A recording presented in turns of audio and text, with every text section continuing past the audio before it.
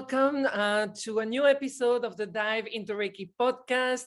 As usual, I'm very excited about my guest. And to start the year, I have the wonderful Christoper Tellez.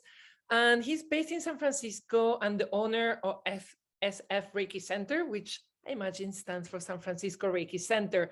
He's a Reiki Master and licensed clinical worker.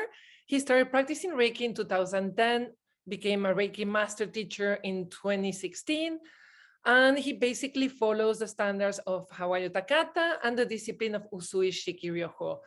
Christoper has worked in the social work profession for over 2 decades and holds a master's degree from Columbia University School of Social Work. He's also on the board of Reiki Centers of America, a not-for-profit committed to training and empowering Reiki practitioners and Reiki Masters to develop successful Reiki centers and thriving Reiki communities in North America, which makes me go with a big, big heart. He also serves on the board of the Northwest Reiki Gathering, a not-for-profit which hosts an annual Reiki gathering that began in 1985. Christoper is also a member of the Reiki Alliance, an international community of Reiki Masters dedicated to the practice of Usui Shiki Ryoho, and he's been also very, very central to the efforts to protect our freedom to practice Reiki through Reiki Unified. So a lot of amazing work, Christoper. Thank you so much for coming to the podcast. Thank you. Thank you so much for having me. It's introduction. Thank you so much. We met a little bit during the Reiki Unified podcast, but I'm really excited to go a little bit deeper into your journey and all the work you do. So I always start every podcast the same way. I love to hear how people found Reiki. What was the first time you encountered it? What made you fall in love with Reiki? Okay, well, thank you so much, Natalie. I always say that Reiki found me. I did not find Reiki. And I say that because in 2010, I got a phone call that my mom was hit by a car and I needed to go home to bury her. And like all of us do, we reach out to the people that we love and care for and who support us. And I reached out to my good friend, Brian Brunius. And at the time he was in India at an ashram. And within 24 hours, he called me. And by then I flew from New York to San Diego. And I was in a car in like a mall. And he called and he said he wanted to send me Reiki. And I said, I don't know what you're talking about. I'd never heard of Reiki. And he essentially met me where I was at. You know, of course, I was sobbing and in shock and angry and had so many feelings. And he said, I want to send you some energy to help you feel a little bit better and to help you feel comforted during this tragic time. And so I said, okay, sure, even though I didn't understand what he was talking about. And within about 15 minutes, I felt this gigantic ball of energy surround me and enter into my whole being. And my tears, they stopped and I felt like I was being held. I felt some peace and some love. And that was my first experience with Reiki. I did bury my mom and I went back to New York and I proceeded to get quite sick. And that happens a lot when we have a lot of emotion that we're struggling to process. Yeah. And I remember I called Brian and I said, Brian, can you give me some of that Reiki stuff? Because I thought it was like a potion. I really didn't understand. I didn't know what was going on. And he said basically, you know, I want to encourage you to come take a Reiki class. And I was like, well, what? And he goes, well, what I gave you, you can give to yourself every single day. And if you do that, your life is going to change and you're going to change. And honestly, I was skeptical, but I wanted to be like my friend, Brian, who was grounded and he laughed a lot. And he didn't seem to be in a lot of internal suffering, and he was healthy. And I had a lot of internal suffering and a lot of physical problems at that time. And so I went to my first Reiki class about maybe 3 or 4 months after my mom passed away in 2010. Wow. Yeah.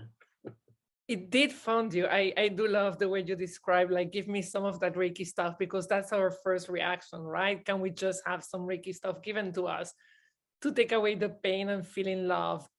And then we discover we can actually cultivate that loving kindness inside ourselves. I love that story. And I'm sorry such tragic events got you to Reiki, but I'm happy found you. Yes. Yes, me too. So, and you took, so then you did your Reiki 1 class, but you kept all the way. And if you started in 2010, you took your time then to do all your master and your training. You didn't rush like I did. I did like Reiki 1 and Reiki 2, like super fast. Right, right. Yeah, so I took Reiki first degree in 2010, second degree in 2011, and about 6 months after second degree, actually maybe 3 or 4 months, I started San Francisco Reiki Center as a second degree student. Oh, And I wow. started seeing clients, and I started my master training in 2014, excuse me, 2014. And Brian initiated me as a master in 2016. So my trainings was for my master training was 2 years and countless hours, 2,000 client hours, and a master thesis project. So it's pretty intensive. I love that. But then I think some of the challenges that we face when we do, and then I slowed down. I started fast and I was so confused that I slowed down my trainings. But I think one part when we just get the master of Reiki 2 without hours is when we start doing it professionally, and I put quotes there. We're very insecure because we don't have the experience to back it up, right? So I think in a way, these programs may sound like, oh, so slow, but I guess when you left, you felt probably more, you had dealt with so many more people and sessions that you had a better experience that we can have when we rush, right? Or Definitely. I mean, I started my professional practice as a second degree student. Um, and, you can give Reiki sessions, even, I mean, some people give Reiki sessions after first degree, right? I mean, it's just practice, practice, practice, practice, and getting the opportunity to, at least for me, the way I experienced it, learning how to get out of my own way, right?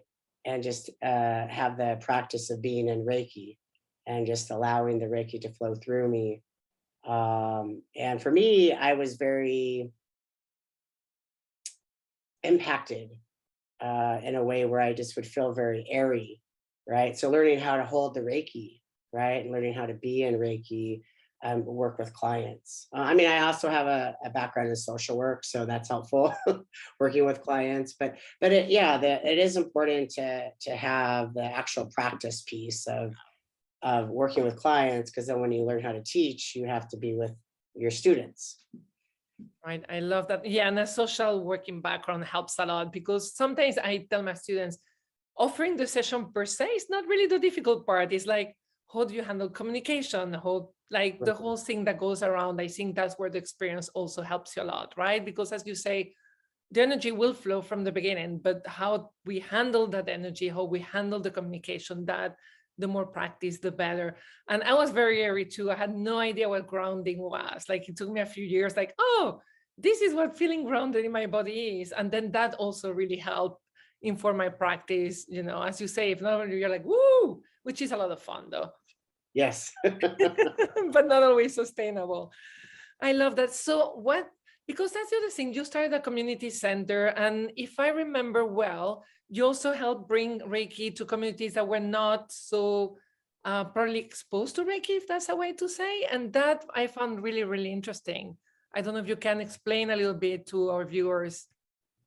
Yeah, well, I will say that in 2013, my teacher, Brian Brunius of New York City Reiki Center, started to come to San Francisco Reiki Center, and he was teaching classes there every 3 months. And part of that process, I started a Reiki community clinic. And it was predominantly because of my social work background that I wanted to ensure that there was accessible services for people, right? And so then I would mentor those students at the community clinic. And then as time went on, the students kind of took charge of it. And we did more of a peer-to-peer model of working with students and then working with clients. So I did start a community clinic. We still have it today. And then I helped to organize what we called a Bay Area Reiki Share. And we brought a bunch of Reiki Masters together and tried to bring communities of Reiki practitioners together. Oh, wow. And that was really interesting and fun. And then we have also done something called Reiki to the People. We've done that only one time so far. I really want to do that again. But we hosted a big, incredibly accessible Reiki day. Had I think we had 10 tables, and people came in and had the opportunity to try Reiki at a very affordable rate. Oh, that is beautiful, because some of the limits sometimes for some people, especially in cities where the rent for space like San Francisco, New York is high, is how Yes. do we make Reiki accessible to communities who actually also need it the most because they don't have mental health services or healthcare. So Right. if there is a tip for anyone thinking about that, what did you learn from this experience, from your Reiki to the People? And I love the title, so no one steals it, it's yours. It's a great name. It's like yoga to the people, Well, Reiki to the I people. mean, I will say that the Reiki to the People happened probably about 5 or 6 years after I started San Francisco Reiki Center. We started the community Reiki clinic first. And, what I would say is, well, what I want to preface is saying that when I first started it, I had one student that would come every week to the clinic with me. It was just one student. And we had 2 people come, right? And so someone would be probably want to give up, right? And be like, well, it's not taking off, it's not working, people aren't coming, the students aren't coming, the clients aren't coming. And then we'd be like, but we stuck it out, and every week we'd come. And it took, honestly, I think it took a good 1.5 years, maybe even 2 years, for the community clinic to take off. And so, Perseverance. yeah, the perseverance piece, and just the commitment to it, right? Like my teacher would say, just trust Reiki. First he'd say trust Reiki, which in the beginning I roll my eyes because I was like, because we're such a doing culture, right? I'm like, what am I doing wrong? I came from it as that I had to do something, right? And once I was like, well, why don't I asked Reiki, please bring me people that I could help. Please bring me people that, SF Reiki Center can help. Please bring the students. And then eventually, it took off. So it's patience, perseverance. And trust. I love that you're a skeptic, because that demonstrates that it does work, even if you're a skeptic at the beginning. And I remember building up when we had yoga spaces in New York. Now most of them are closed. We built a community for Reiki classes, and it took Right. also between a year and a half to really build up to full capacity. Yeah, The first exactly. classes, sometimes I was alone, sometimes it was 2 people, sometimes 1. And then after 18 months, it was sold out, but it was only 18 people. It's not but it took a year and a half to get there. Exactly. So Yeah. patience to everybody. And with the pandemic, how can you adapt those services? Because I know we close, we open. How has that been for you? Yeah. So during the pandemic, clearly we stopped doing the in-person Reiki clinic. We predominantly focused on online Reiki circles. So treatments this way, distance treatments for second degree.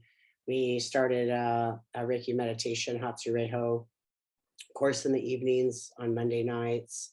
And we tried to do distance treatments for the community clinic. You know, we had it on the calendar for a long time, and we had some people that would come, but it was interesting. People chose to do private sessions, distance sessions, and I'm not sure why. So people still came. It just looked a little bit different. So now, you know, I think San Francisco, we started teaching classes and seeing clients in the community clinics. Been going on for, I think, since last June, July, August, something like that. Wow. May it's still open. Here in New York, we're closing down a little bit again, hopefully remain open over there. But I really love, and we're talking a little bit about this before we started the recording for the podcast.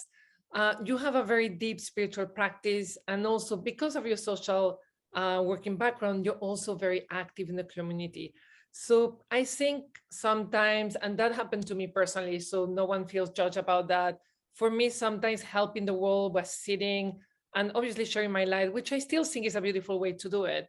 But how can we become more active as a Reiki community and impact the society beyond just sitting and doing our practice? Like, any tip to start building those communities beyond perseverance, or what other places can we be more active?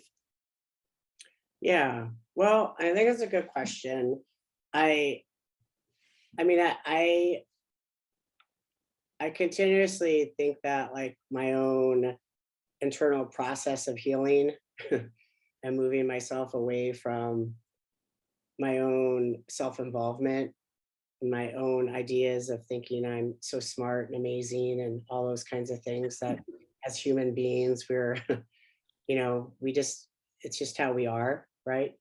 So to me, it's like, yeah, I could share my light to the world, but for me, it's like my spiritual practice and my social activism also has to do with me really kind of looking at myself and looking at my neuroses in a way where it's like, if I'm really truly sharing my light in the world, how am I actually being loving and compassionate to people? Right. And so for me, and I certainly am not going to sit here and be like, I'm this like enlightened guy. Right. So to me, it's about the inner work. You know, it's like, okay, well, I can talk all about spirituality. I can talk about the Reiki precepts, you know, I can talk about my many teachers. And it's every day, you know, I open up the news and I read all this stuff, and I can feel my body go into immense fear and go into scarcity, right?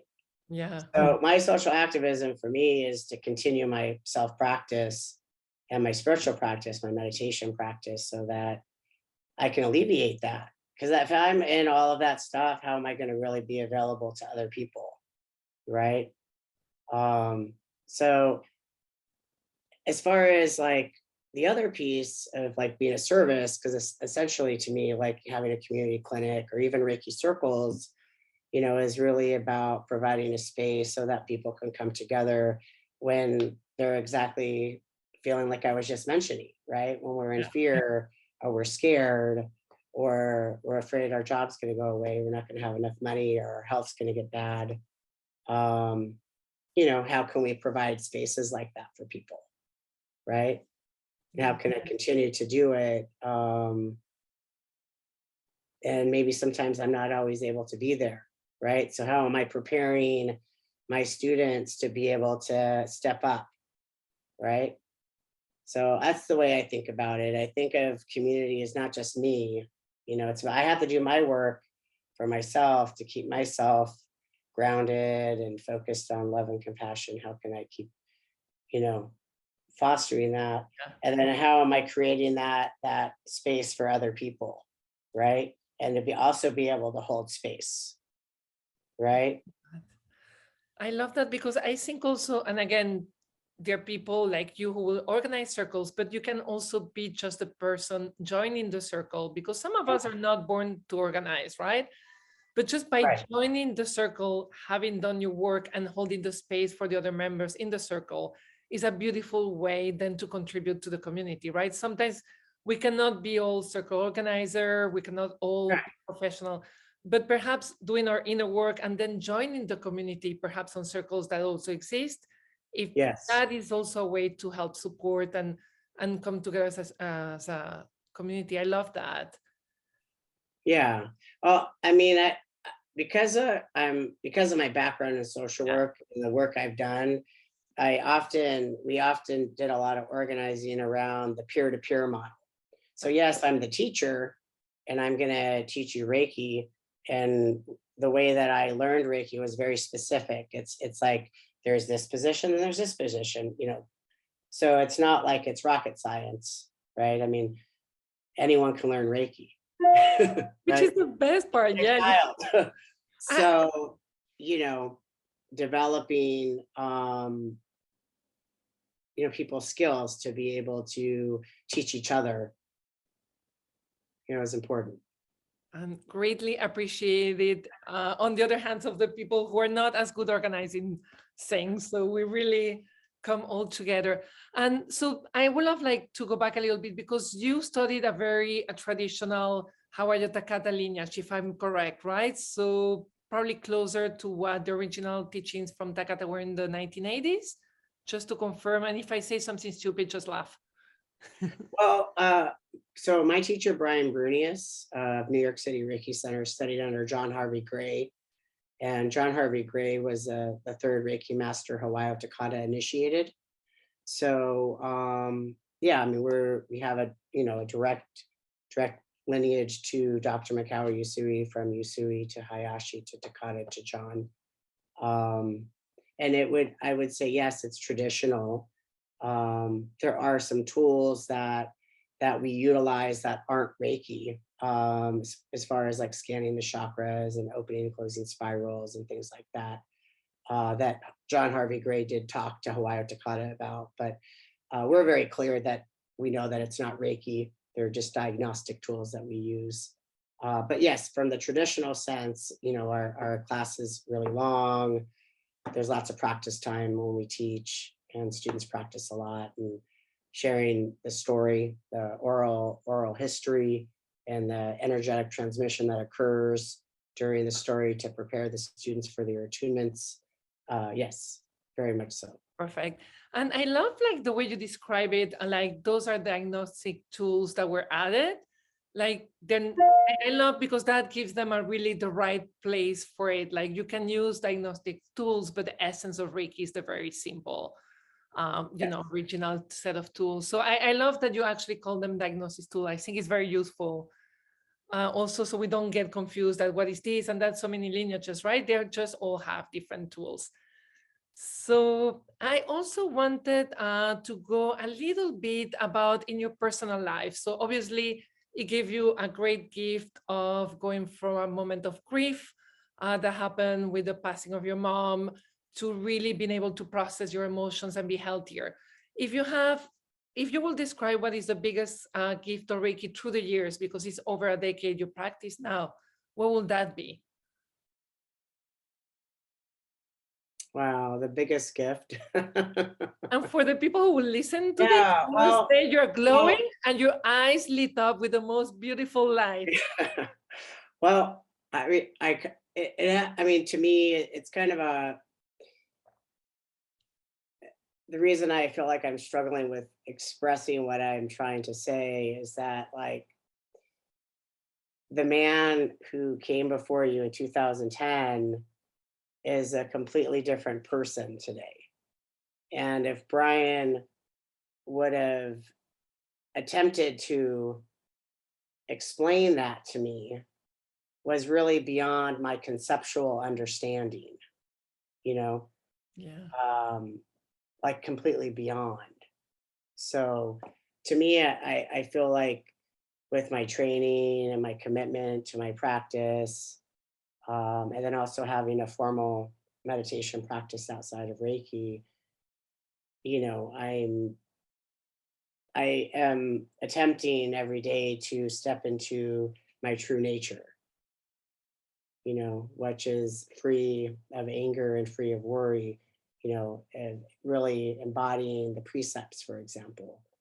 And for me, Reiki has been able to give me the awareness and clarity to be able to see the story that I would like to play that will keep me the victim and keep me in anger and keep me in judgment, right?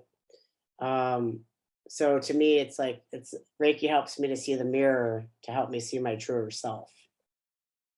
I love how you put that. And you must be like a second cousin, because I think the stories we tell each other are very similar about being victims and all of that. So we're maybe related. But again, I love what you say, because sometimes we want to use practices like Reiki or crystals to manifest something, right? Specific. And a lot of times we come to Reiki like that, and that is a great way to enter. Like that's probably most of us enter because we're unhappy and we want to manifest. And I say that with quotes. And then you realize it's actually about letting go, right? Letting go of stories, letting go of worry, letting go of angers. And it's just, I don't know, experiencing that beautiful unfolding and suddenly Right. discover there is inner joy, and you don't need to manifest anything, right? You just need to be present and just be there. So I love how you put it. And again, I would say for the people listening, you had the most beautiful smile and your eyes were like super like blinky. So it is, I agree with you. We cannot imagine where the journey is, and the beauty is hopefully you'll practice for another 20, 30, 40 years. So you don't know where it will take you. Yes, exactly. Who knows? And you're not allowed to hope. Any plans that you want to do? I know the pandemic has been a game changer for most of us. I know you restarted in June, as you mentioned, but how has the pandemic transformed a little bit your vision of serving the community? Or do you have a new dream, a new plan, anything you would love to share? Well, that's a good question. Um, Well, our community clinic is up and running again, and the last 2 months we've been fully booked, so that's exciting.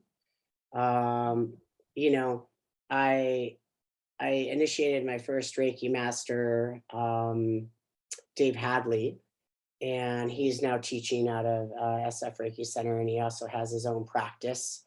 And so, and I have a master candidate, Ann Massey, right now. And then now I have one more just started master candidate, Laura Miner. And, you know, I, I want to teach Reiki and initiate masters, and I want them to have students, right? and, and keep the tradition going, right, of just committing to service. So I mean, I they may not look at their practices as centers, right? They may think of it as just like their Reiki practice, but I would hope from how I teach them that they will have, circles and guide meditations and have spaces for their students as well. So I want to just keep more centers growing, right?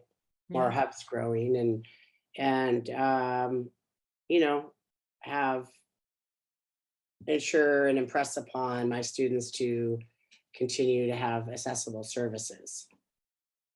Oh, that is really like, it's important. It's difficult with space, but that is really lovely, because I do feel I live now in a community that probably is underserved in terms of these things, and Right.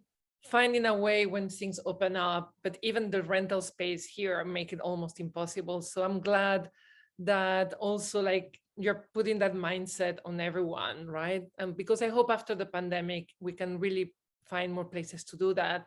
Another thing that really hit me when you were talking, I love that you actually allow your students to teach with you and to grow with you, and that you wish them to have many students and circles Yeah. to grow. And I find that seen from the outside very beautiful, right? You just don't teach the class and release them into the world and don't remember their name.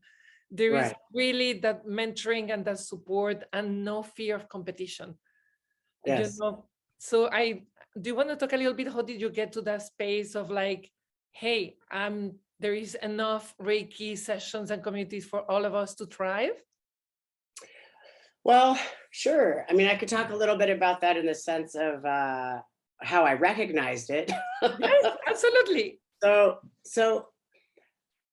when I first started my practice, I was like, well, why aren't all the Reiki masters like talking to each other? Like, why isn't the Bay Area Reiki community really like, being together? And so, as a community organizer, my thesis project was a community assessment of the Bay Area Reiki community. And so I interviewed, I think, 4 or 5 masters in the Bay Area. I interviewed students. Um, and so it was both quantitative and qualitative for my project. And there were some themes that came out of that paper. And one of it was that there are few people doing Reiki professionally, and there is that kind of sense, right? Like, well, if I got to start grabbing because I might not be able to, make a living, kind of a thing. But also I did notice that there was a sense from students that after their training, there wasn't a lot of mentorship from their teachers. And then from the Reiki masters, the information I got was their teachers weren't incredibly available. And so then they were super burnt out. So it was almost as if the masters didn't have support. And so then they got burnt out. And then the students took the class and it was amazing, but then didn't have continued support. So then they felt left alone. Right. And so that was really interesting to me.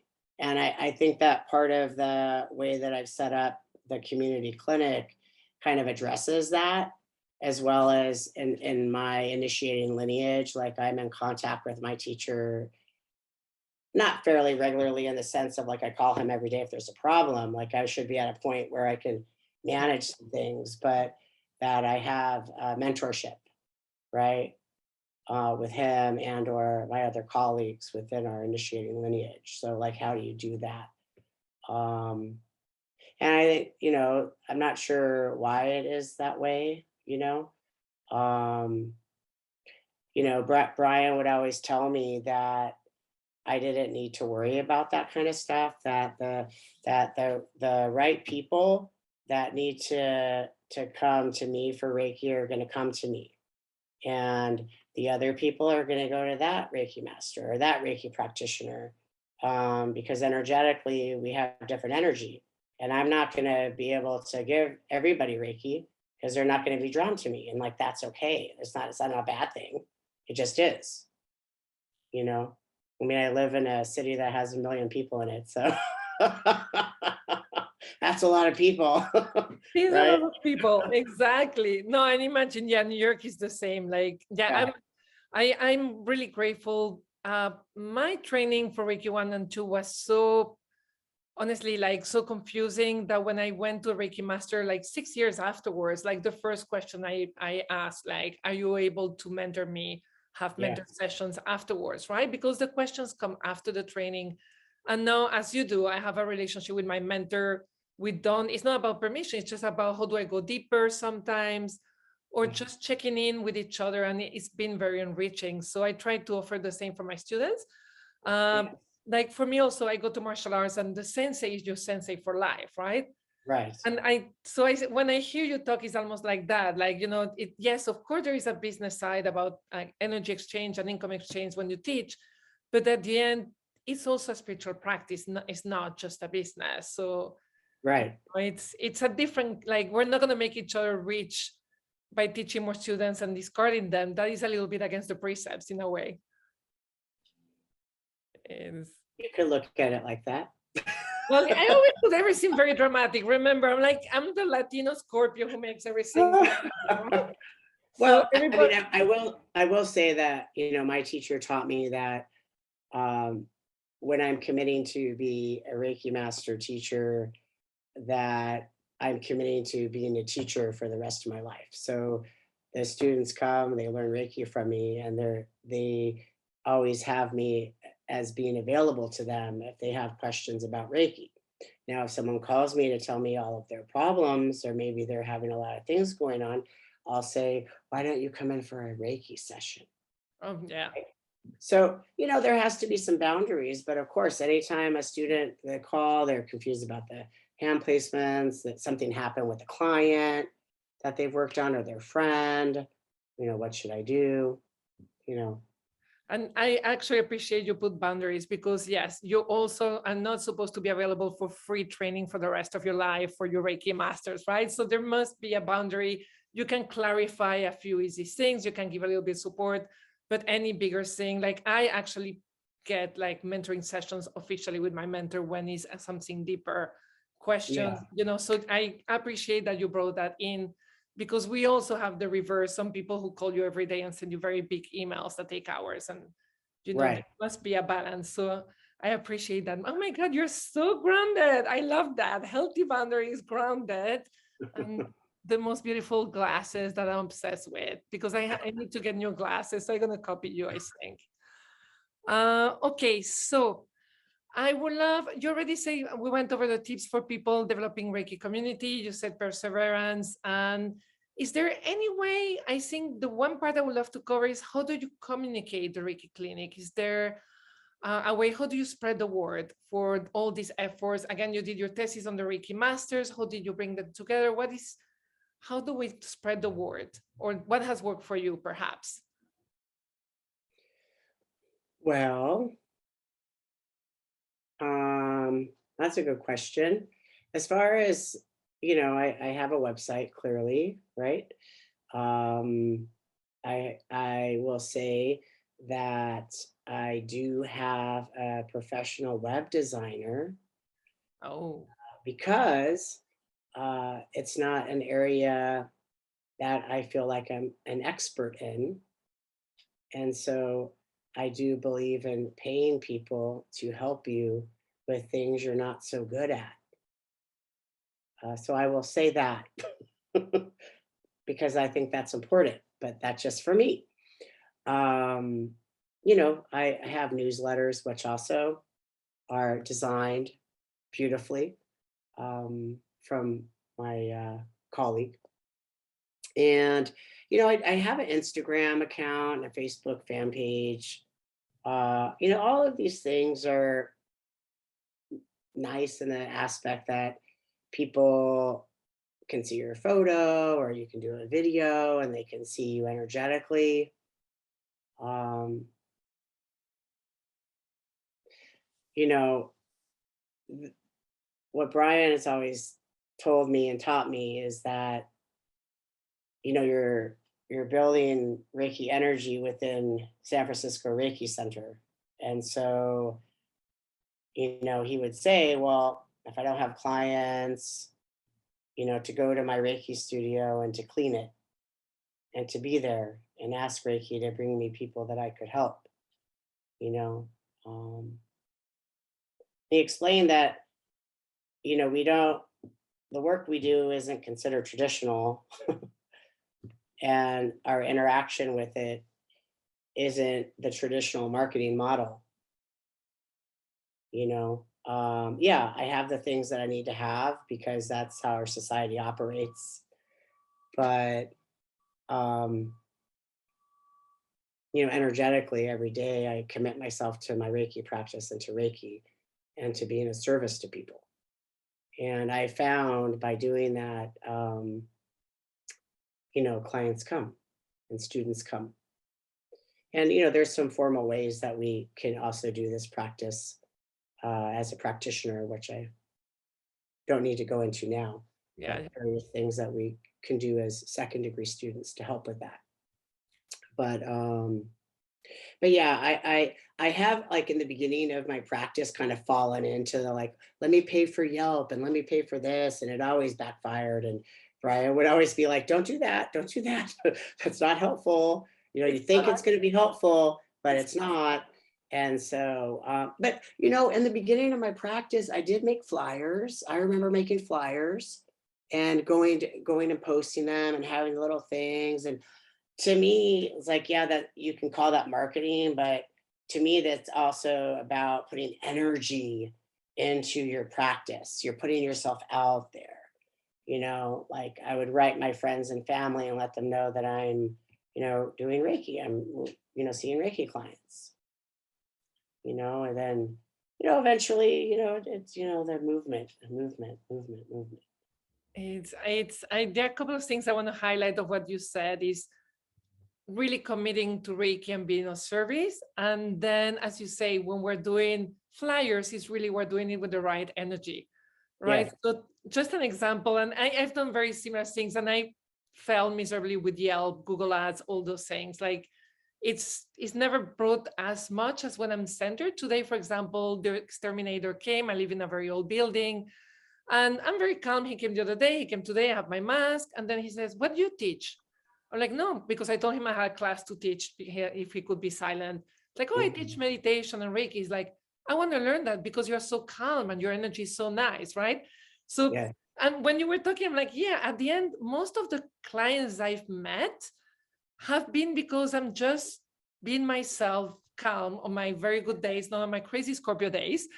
And then they come and you're saying that, and I'm like, I'm nodding, because when I'm in that place of fear, when I go for Yelp and I feel I have to do all those check boxes for marketing, I yeah. don't get crap. But when I'm like relaxed, or as you say, I write, but I write from a place of service and commitment and love, things flow a lot better. So, but you put it in a more professional, clear way than I do. So I love Well, that. we call it this. You could say it, attraction, not promotion. That is, I'm Yeah, still in that. I'm still, yeah, yeah. I'll I quote you. mean, there I'll is a program. There is a program that uses that. So it didn't come from Okay. me. I will not use it then or steal it. You I can will. use it. Just know that it's not my words. But Perfect. it's the same sentiment, right? It is. There's no need to do these really inundate people every single day with something free or whatever it is. You could. No, no, I love the way. And you said it at the beginning, at the end, Reiki became your way of finding your true nature, right? And I think when we're sitting in that true nature, uh, the laws are different, right? It's not the regular law of attraction. I'm obsessed with the perfect house and it will come to me. And that's not what we're talking here. It's really being centered in your light, Buddha essence, true nature, how we want to call, that is really appealing to people because it's beautiful light, it's loving kindness, and it's compassionate. So I think, yeah, that is beautiful. And I won't, or I will quote the person who say attraction, not Well, I force. mean, I think too, for me, is like really learning how to live life on life's terms. Things happen. Maybe they don't always go the way I want them to, right? And I could make it really big, or I could just be like, okay, well, this thing happened. What do I do next? Right? Or having my feelings to be right sized instead of really big, or even allowing myself to have a feeling like, oh, okay, so I had a feeling, you know. And but before, and I think everyone comes into Reiki different. When I came into Reiki, I everything was like very extreme for me, like very extreme. I You're was my like really, cousin. really sad, and I was like really, really angry, and I was like, really, you don't know who I am, and it was just so big, so important, like, just so big. And it really was all just based in fear. It was just all based in fear and just wanting to feel loved and cared for by everybody else, when really I needed to figure out how to do that for myself. And Reiki allowed me to kind of step back and see all that stuff. And it's not always fun, right? No, it's not. No, It's it's not not. fun to see our neuroses, And but I'm it's calling you worth it. my It's spiritual worth it. cousin, but no, it's not. Yeah, for me, I use the word intense. I was like, how can everything, a small and a big thing, feel equally intense? And Right. that's when I realized, okay, you know, I need to work, but you know, it takes a lot of time, practice, and patience and acceptance, as you say, because it's not always fun, but but the result is like you can go back. Once you try Right. Reiki, you can go back. Exactly. It's worth it though. It's It's totally worth worth the it. journey. It's worth the journey. Totally. I wanted to go over another question I ask everybody. So a lot of times we portray Reiki people like gurus, Instagram perfect, always peaceful and centered. And obviously we have our moments of that, but we also make what I will say in quote marks mistakes or oops, things that as we advance in our journey, we realize we're probably like either we need to outgrow or we're completely a wrong vision of what Reiki is. And that actually gave us a precious gift, which was Reiki wisdom. So if you had an oops, what will your oops be? I have like 300,000 oops. Yes, yes, yes. Yeah, the oops are the mistake or misunderstanding, I think Yeah. is what you wrote in question. So, it kind of actually corresponds to some of the stuff I've been talking about. I I really struggled in the beginning with grasping uh, the reality that I don't actually have to do anything. I lay my hands on and Reiki starts. And then I move my hands, right? And then I take them off and then it stops, right? And after sessions, oftentimes I would essentially, like a lot of us do, people would have things would come up, and I would just start telling them what to do. You know, if you just did this, if you would just meditate every day, you'd feel better. Or whatever it is. I thought I was so smart about. Um, and and I thought that I was the one. The self-important how smart I am, right? I was doing this, and yeah, and it was a process of like, oh, actually, no, I'm a conduit, right? Reiki's Yeah. flowing through me, and the more Reiki I give myself, the clearer channel I'm going to become, and I'm literally going to become less crazy. And I don't actually have to do anything but place my hands down and honestly stop talking. I love that oops because and I think also you pointed out something that we all try at the beginning. We give advice versus allowing them to empower and asking what was their experience like. And again, we can share sometimes what helps me is this, Yes. but I think at the beginning, because we want to help them feel better so much, we actually disempower them. And I love that you described that oops is a brilliant one because I think when we start offering sessions to other, it's something we all go through it. It's quite common. Yeah, exactly. Perfect. And one last question. What if there is only one piece of advice you can give a Reiki practitioner or teacher to deepen their practice? What would that be? In this case, you can be the big I can say the piece of advice. You are Well, tested I to mean, share your wisdom. I'm sure I'm going to say what everyone else says, right?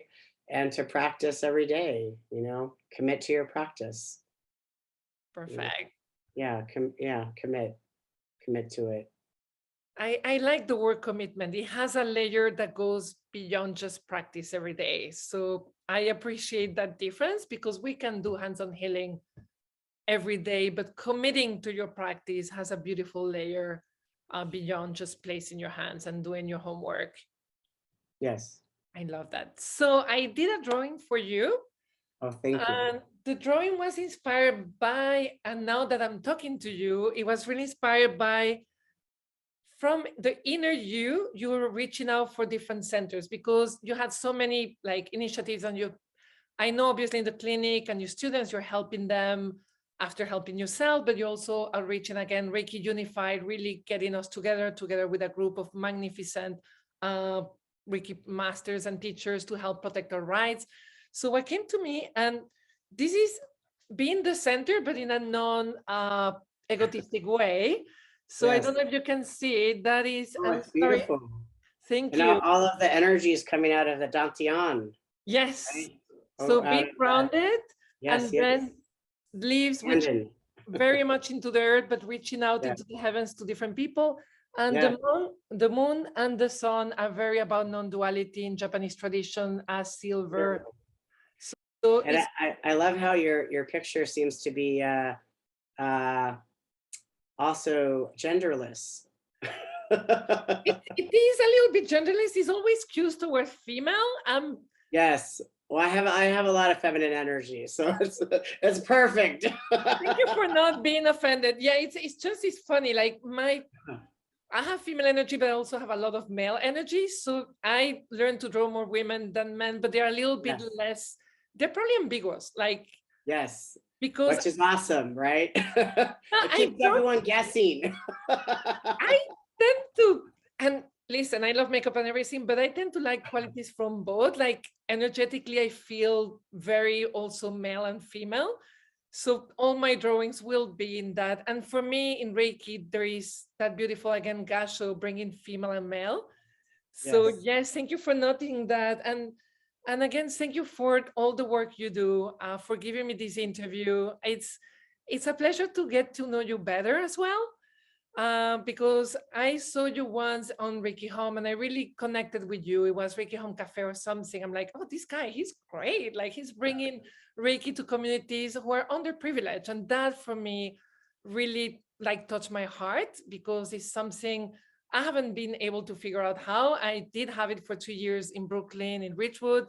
Now it's become very hard. So beyond obviously the beauty of your Reiki practice and your own beautiful energy, I really appreciate that activism side of it.